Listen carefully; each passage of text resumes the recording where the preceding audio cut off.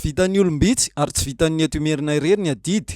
Hoy ny eo anivon'ny ARFM na Antenimieran'ny raiamandreny foko malagasy nandritry ny fihaonana voalohany tetsy amin'ny arivo faravohatra ny sabotsy 7 marsa teo. Tsika amizao zany asa amizay tsika anavitra Madagasikara amizay afaka amizao toerana misy azy zany hoe tena iverena Madagasikara malagasy azy amizay.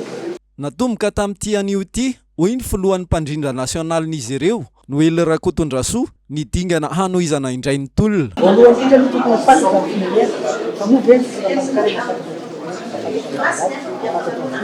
inona no lasa malagasy fa raha fantatra zay vitanina malagasy fa misy famantarana zay isaky malagasy. Dingana maromaro no efa vita hoy izy ny lafiny ara-diplomasia, ny ara-panjakana satria efa niezaka izahay nanantona ny fitondram-panjakana.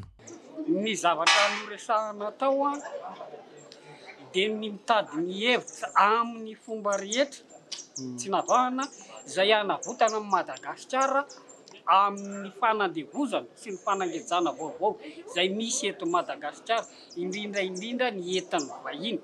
Natrehana amin'ny fotoanandroany zany dia mitsangana amin'ny mahampelahy zany raisiko ny boky ao amin'ny ministera milaza hoe ataoko ahoana no hijery ny loza anjon'ny fireneko sy fandringanana ny havako.